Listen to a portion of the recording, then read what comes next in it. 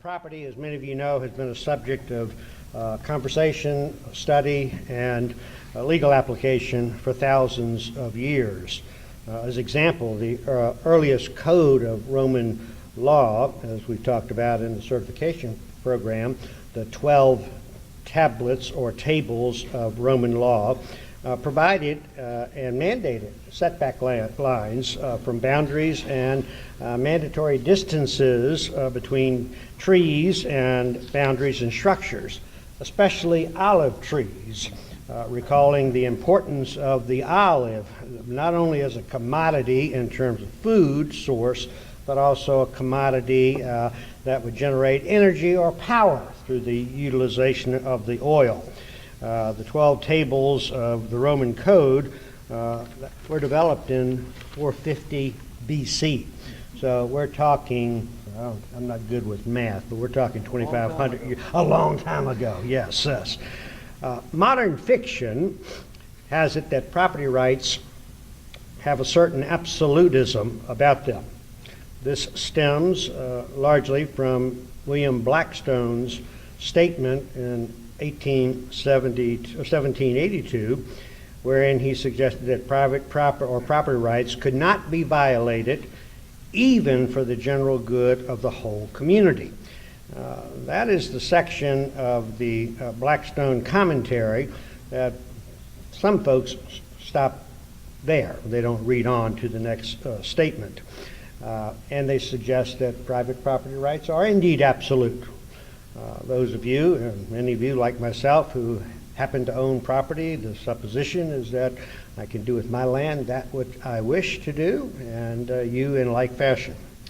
Well, if you read on with the balance of the Blackstone commentary, Blackstone, as he says, was speaking of the inherent rights of Englishmen to own property, which again is a fundamental human right that we in the Anglo-American society and Blackstone himself stated in that regard, that property could be used and enjoyed without control or diminution, save only by the laws of the land.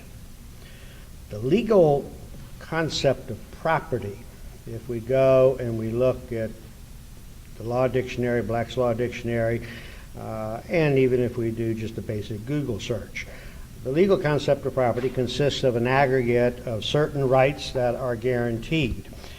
Again, according to Black's Law Dictionary, property is the unrestricted and exclusive right to a thing, the right to dispose of a thing in every legal way, to possess it, to use it, and to exclude everyone else from interfering with it.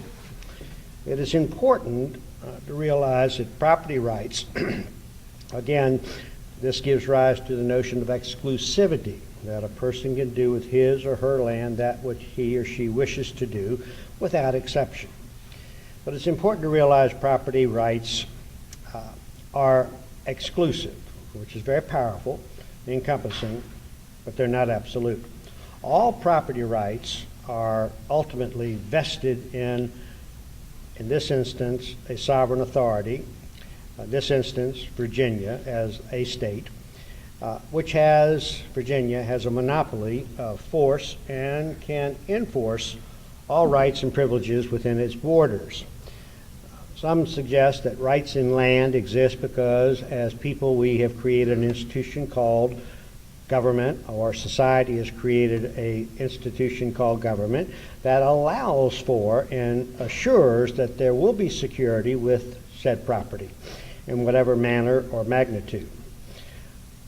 So when we think about exclusivity of property rights, we need to move away in favor of absolute property rights, move away in favor of exclusive rights, because ultimately the rights of property are vested in the sovereign authority, which in this instance would be the Commonwealth of Virginia. There are direct, as you know, and indirect rights in land. Direct rights are those that apply specifically to a parcel of land, such as the right to lease the property, a mortgage, an equity right. And then there are indirect rights. Indirect rights refer to the rights of some level of government or society to control land. And we've used in the classroom training, for those of you who've been through it, examples include the right to tax. If I had absolute rights of land ownership while living in Blacksburg and serving on the council, Andrew Warren, I think, is still with us. I always thought it'd be kind of a neat way to get cheap advertising in the re-election campaigns. The July tax bill or the spring tax bill is due June 5th or something like that, and thought, well, I could write on that, gave in December, not going to give in June. I could do that, but somebody could come looking for me, right? Because society has been accorded the right to levy a tax on the real property that I own. That same privilege of society or government extends to regulating private activity associated with that land, the right to control commerce, and the police power. So the power to regulate property through indirect rights results in the reality that your rights as a landowner, my rights as a landowner, are exclusive, but not absolute. Now, when we think about property rights guarantees in Virginia, a couple of thoughts, and I'm going to transition to Andrew, who will pick up on this and then extend into the eminent domain arena. We look at Article 1, Section 1 of the Virginia Bill of Rights. It addresses the rights in that article and in Section 1. Memory serves, there are 11 or 12 sections in Article 1. The Virginia Bill of Rights, of course, was foundational and a huge impact and a reference point for the U.S. Constitution Bill of Rights. But it suggests that the rights of men to acquire and possess property shall not be abridged. Again, some would say that that's another example of absolutism in terms of unfettered use of private property. If we look at our Constitution, Article 1, Section 11, it clearly articulates a principle that we associate with the 5th and 14th Amendment, but specifically the 5th Amendment. No person shall be derived of his property without due process of law. We all understand the 5th Amendment is a central critical amendment, and it provides you and I with ample guarantees, including your and my assurance that our property will not be taken without due process of law. It goes on to say that the General Assembly, meaning Virginia, shall pass no law whereby private property, the right of which is fundamental by way of the Constitution, shall be damaged or taken except for public use. So here we find through the Virginia Constitution the introduction of the notion that property can be taken, but only taken for defined public use, which is defined in the Virginia Code. No private property shall be damaged or taken for public use without just compensation to the owner thereof. So the Virginia Constitution fundamentally repeats and affirms the guarantees that are featured in the United States Constitution. And there is a protocol that one would have to go through, or the acquiring the entity interested in acquiring that property has to go through a standard procedure by way of gaining access to the property or acquiring that property. And that brings us to the phenomenon that we refer to as eminent domain. And with that, I'm going to turn it over to my good friend Andrew. Like railroads, power companies, the phone company, and folks like that, they have the power of eminent domain too. And so in Virginia, when you talk about the power of eminent domain of government, you're not just talking about the state coming to get you, or a state right-of-way, or a state building, or a local government structure. Sometimes you're talking about things for a power company that's made a lot of money last year. And one of the interesting things that I think is going on right now in this era of deregulation is people are questioning, wait a minute, we've given them all the power of government, but yet we've allowed them to guarantee profit for shareholders. Is that appropriate in this day and age? 100 years ago, we gave the railroads the power of eminent domain and allowed them to take rights of way through communities to build the country. Well, the country is built. Do they still need the right of eminent domain? Or maybe they should request permission from the state in order to do that. That's the kind of discussions and debates that are going on a very high level. Is it going to change anytime soon? I guarantee it's not. But I think it's a fair question to ask. All right, Article 1, Section 11 of the Virginia Constitution is where we can do our jumping off point into eminent domain. Mike quoted also the federal Constitution that requires just compensation and due process. So does the Virginia Constitution. The Virginia Constitution says that if you take or damage property, and that's where it's different from the federal Constitution. The federal Constitution says taking without just compensation. Here, taking or damaging without just compensation. That's a significant thing, and in the last number of years, we've seen a number of cases that have actually gone into that area and have interpreted it. The 14th Amendment, of course, says no taking. Article 1, Section 11 is self-executing. Lawyers think that's important. And you know why it's important? That means we don't have to have a statute that says how that works. In other words, you have a right under Article 1, Section 11 to enforce this language that says that you can't have your property taken or damaged for public use without just compensation. There doesn't need to be a statute to enforce it. You have the right to file a declaratory judgment action and prove it. And in fact, that's what many people do on an inverse condemnation, and we'll get to that a little bit later on. Okay, we're going to talk pre-Kelo. Kelo is that famous Supreme Court of the United States case out of Connecticut, where this Connecticut town had a sort of a rundown waterfront community. Some older stock housing was down there. They had this great idea. We're going to have this rehabilitation plan. And we were going to have a lot of property. We're going to take it. We're going to condemn it. We're going to redevelop it for a marina, for a corporate hotel. And we're going to have a great time down there on the waterfront and revitalize it. Many of us in our communities, we work on that kind of project all the time. Well, what they did here was piss off the wrong lady.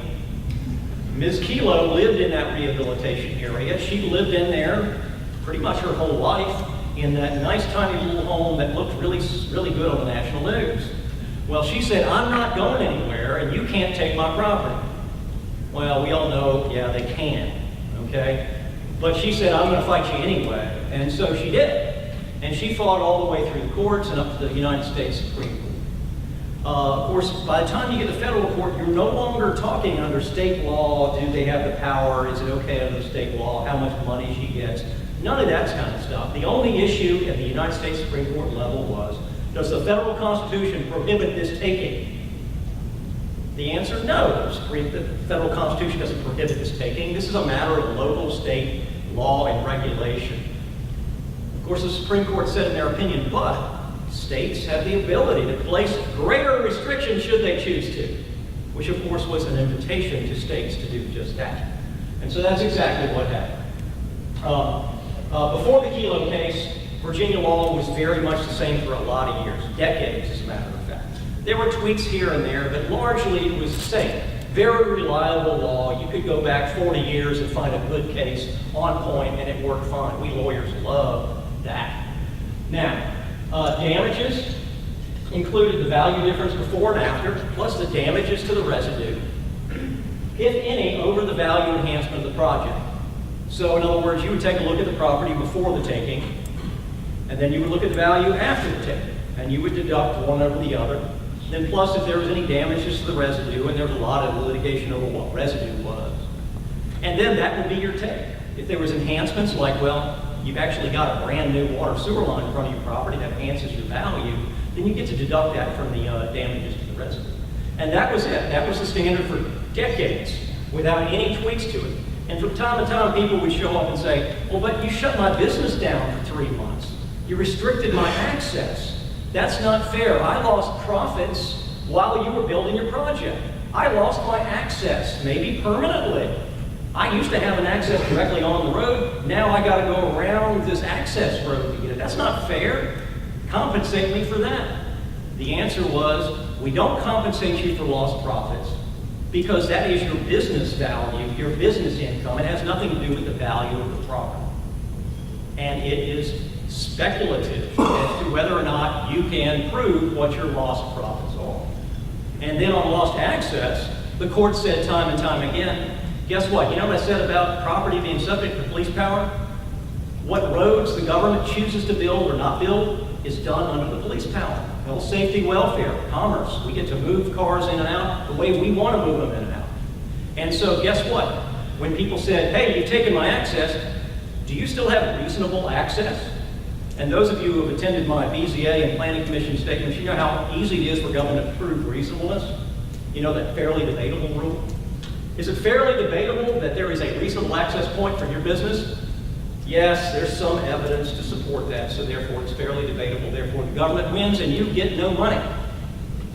Well, that was before. Oh, and also the predominant public purpose, predominant public use. That was one of those things that made it different than Connecticut law. Connecticut law actually didn't have as strict a requirement on public use. We actually had to have a predominant public use, public purpose here. In other words, it couldn't just be for something for a private industry. It had to serve a public purpose as well, and it was actually much higher. Okay, fast forward to, oh yeah, here we go. Many of y'all will remember this. This is the Rolls-Royce plant. They are manufacturing all sorts of things, and they put a big business park down in Prince George County. In order for the government to actually promise this project and land an international corporation, you know what they had to promise to do? Build an access road. If they hadn't been able to promise the access road, they would not have landed this business. Fundamentally, would not have been able to land this business. You know the only way the government was able to promise that they would build an access road? Because they had the power of an eminent domain over the access road right away and was able to promise that we will acquire it at some price and we will deliver it to you. And the question is, under the new law, which we'll get to in a minute, this would have actually been prohibited. And we would not have Rolls-Royce here in Virginia today. Okay, reaction to Kelo. Kelo, bad set of facts. Sympathetic young lady, bad decisions being made by the government. Arguably, the town could have said, well, Ms. Kelo, with all due respect, you're in our rehabilitation area, but you know what, you're not in phase 1. You're actually, I think, in phase 3.6. And you know, we're just going to wait to take your land, or we're going to wait till you move on to some other location, either on this earth or the next, and then we'll deal with your heirs, and then we'll deal with your kids, or whatever. But you know, we don't need it right now. That would have been a wise governmental decision to make. Instead, they decided to push it, litigate with Ms. Kelo, end up on the national news, create law in a furor. But there were a tough set of facts, but I will say Kelo was a properly decided case on the law, because the federal constitution has very little to do with restricting eminent domain as a state and local use. But many states, including Virginia, began enacting things to say, well, we got to do something about Kelo. We got a Kelo problem. Let's go and let's fix it. Many local government attorneys, like myself, were waving our arms viciously, saying, we don't have a problem here. First of all, the U.S. Supreme Court didn't say anything about Virginia law. It said the federal constitution doesn't restrict local and state laws. Well, so what's new here? Let's just keep our law the same way. Well, they in fact decided that they would do different from the Virginia Constitution. What's that? Connecticut's Constitution empowered its local governments in a manner different than Virginia. Some would agree Kelo could not happen in Virginia. Exactly, and Kelo could not have fundamentally happened, but those that were pushing the show at the General Assembly did not want to hear that. It was not the right political answer. So, post-Kelo, there were significant changes made. There were actually very strict statutes that declared private property ownership to be fundamental, that said that if, in fact, the use proposed was for economic development, that was not a public purpose or a public use. There was a lot of other restrictions on governmental eminent domain. And many of us said, well, that's pretty extreme, but okay, we'll live with that. We'll see how it works and see if that statute actually in application does the things that they want it to do. And then maybe we can adopt new statutes in the future to see if, you know, if it doesn't go far enough, we'll go further next time. Or if it goes too far, hurts economic development or otherwise, we'll back off. Well, but that wasn't good enough. The statutes were not good enough. We have to have a constitutional amendment. And so that's what happened next. This is the constitutional amendment that got approved by the voters. It was obviously very much favored. If somebody came up to you on the street and said, hey, do you want to give up your property rights to the government? Or would you like to keep more of your property rights? The answer, of course, I want to keep my property rights. Lost in the debate were the voices that said, wait, we're supposed to be a business-friendly state here. And are we not going to be able to do fundamental things in economic development here because of the concerns over Kilo? There was sort of a voice that was lost there. But this is the thing that was passed. General Assembly shall pass no law whereby private property, the right to which is fundamental. This is a constitutional provision. You know how many other rights are declared to be fundamental under the Virginia Constitution? Next to none. Private property rights. Now you get a federal constitution, there are fundamental property rights. And if you go into Article 1 earlier on, there are certain are the rights of man under the original Article 1. Things like freedom of press, for example, freedom of religion, things like that. Private property ownership is now fundamental. We don't know what that means. Shall be damaged or taken, I already told you about that, except for public use, without just compensation. Now here's where the fundamental changes started. Because we already had a public use requirement, had to be a predominant public use. I told you there's really nothing new here so far other than the fundamental use. Then the constitutional amendment starts defining what public use is. And that's where the restrictions start coming in fairly significant. I told you what the standard for condemnation damages were earlier. Well, now it's not just the value of the property taken, it's also lost profits. You know how I told you that courts declared that to be speculative and unprovable? Well, now by statute it is provable, and I'll show exactly how. Lost access. You know how I told you that's a fundamental right of government, and you actually own your property subject to governmental deciding what your access is? Well, now, even though it's not a property right, it's never been held to be a property right, you get to be compensated for it. And damage is the residue that has been always the same. The terms lost profit, lost access, defined by the General Assembly. Our friends, the public service companies, like Dominion Virginia Power, public service corporations, railroads exercise power for public use whenever it is necessary for their purpose. So they kind of skate a little bit free on this thing, even though arguably what they're doing often is for economic development. If they're running a new power line for an industry, for example, maybe it's a power line only to serve that industry. That would be prohibited if local government was doing the condemnation, or the state was doing the condemnation, but if Dominion's doing it for their line, it's legal. In all other cases, taking or damaging a private property is not for public use if the primary use is for private gain, private benefit. There's a big long laundry list, none of which in isolation I have a problem with. The problem is they've defined it when it is lawful, and then a bunch of cases where it is simply not. It does exclude the public nuisance existing on the property, which is very interesting. The law of nuisance is fairly broad. Hasn't been applied a lot in recent years because the zoning power has largely sort of encompassed the area that used to be used in the law of nuisance. But this inclusion is very interesting, and we may see how that develops. And then lastly, the condemnor bears the burden of proving that the use is public without a presumption that it is. That's actually a significant change. Under the old law, if a local government said, we hereby adopt this resolution of condemnation, that is a necessary thing for the public to do, then that was a presumption when it went to court. The court said, well, the legislature has said that it's necessary. Okay, private property owner, prove that it's not. And private property owner rarely was able to prove that unless it was actually not a legitimate public purpose, of course, in which case the government deserved to lose. This is an actual flip. Not necessarily a bad thing in most cases, because if you're condemning for a water or sewer line for public use, or a school, or a government facility is not an issue. It may get into an issue if there is a mixture of things, like, for example, my access road thing. How many members of the public are driving on the access road? Or is that access road just for that business that's located at the end of it? Those kinds of mixed questions are really going to be where the litigation lies. Hey, Andrew? Yes, sir. Make sure I understand it. So what you're saying is that the current governor had the opportunity to strike another deal with another Rolls Royce. He might have to go hand in hand to the railroad because they've got more power than the state and say, could you make this work and get it wide enough so we can put an access road? Well, no, the railroad needs to condemn for railroad purposes, not for road purposes. So that's not going to help. What I'm saying is that if it is, in fact, an access road for economic development reasons, under the current law, we would not be able to build that access road for that business. Or at least we wouldn't be able to promise it.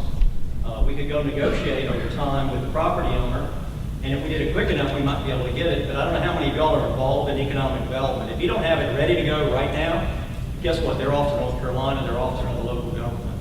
And that's the concern about the law.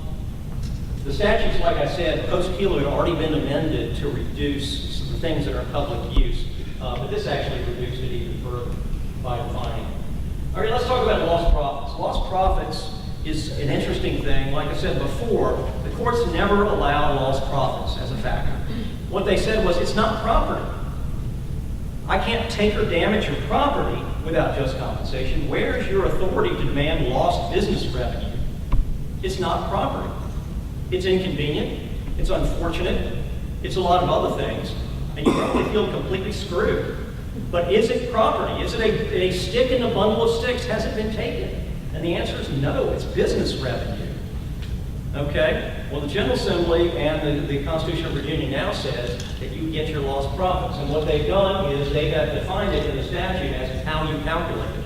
You basically produce your federal income taxes, and if it's partial taking, you look over 3 years. If it's a full taking, you look over a year. And then you just basically get your money. It's a calculation. Which is very interesting because it used to be determined by the courts to be speculative. Well, now it's not speculative because the General Assembly has said this is how you do it. Now, I will tell you that what goes on your books is sometimes very obvious. Sometimes it's a construct of what your accountant says it is. And so what are your profits may depend upon, do you choose to invest your revenue in your business this year or not? Do you choose to give a dividend? Do you intend to give yourself a raise this year? Those kinds of things get into the point, and it becomes very interesting. These are the reasons why the courts have never said that it was compensable. Because they say, look, it's not property, it's just simply speculative. Well, this is now the law in Virginia. It does say the definition of the term lost profit shall not create any new right or remedy or diminish any existing right or remedy other than consider lost profits in awarding it as an element of damage. And then there is a statute we'll get into in a minute that talks about it. Now let's talk about lost access. Lost access is a material impairment. It's interesting because they use the term lost, but then it actually doesn't have to be lost. It's just impaired. How is it impaired? Materially. Material means sort of more than just a de minimis amount. So a material impairment is lost now. That's interesting. It sounds like saying black is gray. It does not diminish any existing right or remedy, does not create a new right or remedy other than doing that. Now, there's a whole statute, and I won't go into the whole statute. You guys are here for a legal seminar, but I don't expect you want to actually understand the statute that well. Okay? So I'm going to go through it very quickly. There's some definitions up front. Bottom line is the body determining just compensation, whether it be a condemnation jury or in some cases it's court, has to take into account the damage to the residue, any loss in market value of the remaining property from lost access caused by the taking or damaging of property. Well, I would argue that it already did that, but in this case, now it is actually an element of damages that gets to be argued. And again, it's beyond the enhancement of value, if any, to the residue and beyond the pecuniary benefit. So the good news is if there is in fact a damage to your value from lost access, the government then can argue, well, but I have actually bettered your property because guess what? Now you have better access in another way, or even though you've lost that access, now you've got this nice streetscape that is replaced it. So those kinds of things come into it. Moving on, the burden of proof. The owner of the business or farm operation claiming the profits has the burden of proof on them. It's something that the government doesn't really have to prove. They have to prove it, and the property owners do. You have to have reasonable certainty the amount of the loss, and the loss is directly or approximately caused through the exercise of eminent domain. And then they have to prove that the following conditions are met. And I put in brackets here. Each of these are a potential defense. So as a government side defense lawyer, I would argue one or more of these is not. The loss cannot be reasonably prevented by relocation of the business or some adjustment in how you do business. The loss is not included in relocation assistance. The state, as well as local governments, many local governments, and certainly the federal government, has various relocation assistance programs whereby if they take property, they're required to relocate your business. And if in fact they've taken care of that, then that gets to be deducted. Compensation for the loss is not duplicated in other compensation you receive, and the loss shall be determined in accordance with generally accepted accounting principles. Basically, it has to be made part of the award, and it has to be specifically set forth in the award, so the judge is going to say this is the damage for this purpose. And again, it has to be offset against enhancements. It's not a requirement for government to put it in the offer, so in doing a bona fide offer, they don't have to say, oh, we're giving you X number of dollars for lost profits. And so that's not a requirement, which is good, because honestly, government doesn't know. I mean, because until you actually look at the IRS returns and you know what it is, you can't give an offer. That's pretty much it. They have to give the income tax returns, and I think this is significant. A lot of folks complained when the amendment and the statutes were being adopted about what happens about temporary interruption. I mean, local governments, we're always closing the streets for a festival, for a parade, for a demonstration, for whatever, you know, for construction or whatever. What happens when we do that? Is that a taking? Well, this kind of addresses it a little bit. Temporary interference or interruption is not what we're talking about here, and it has to be, and it cannot be directly approximately caused by that.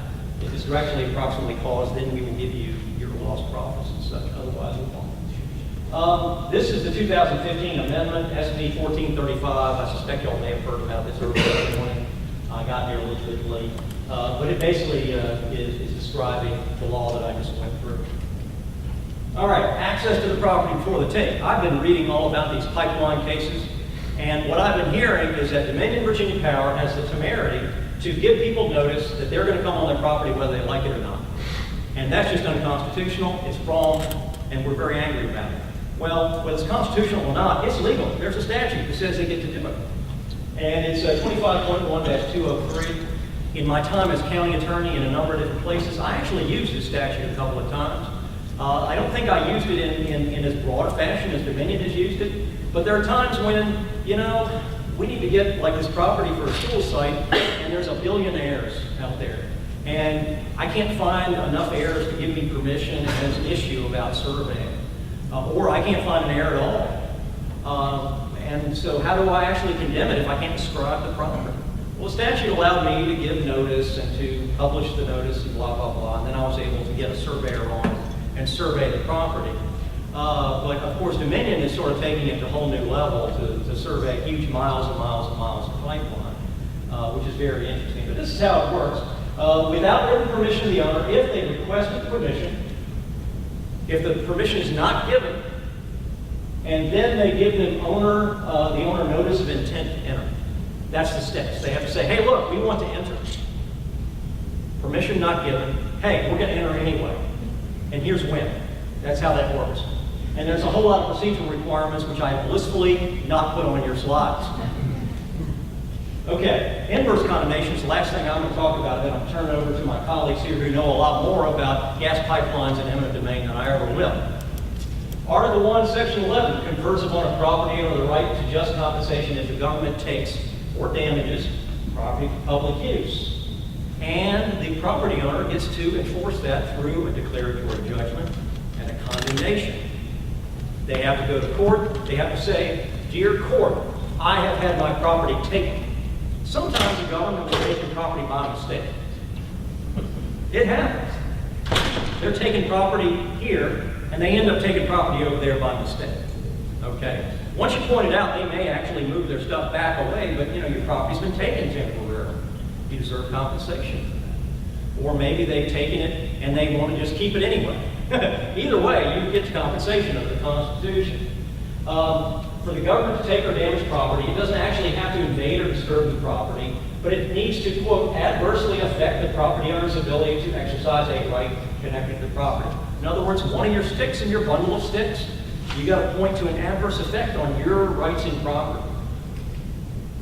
When the property owner brings an action, which is self-executing under Article 1, Section 11, he's entitled to the amount that would have been awarded if the property had been in an eminent domain action in the first place. In other words, it's the same standard.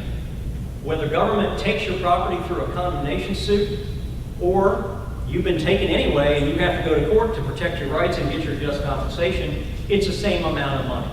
The legal construct is government takes your bundle of sticks or a piece of it and hands you back cash. And in theory, you're held harmless.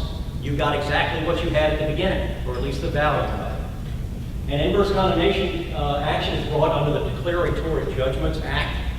And then once the declaratory judgment has gone to the point of a judge saying, yes, you're right, the government has taken your property, then there's a statute that says, guess what? Then we impanel a condemnation jury. Condemnation jury gets to decide what your damages are, just like if it was a condemnation suit from the beginning. All right, thank you very much. I appreciate your time and your listening on a very late afternoon on Friday.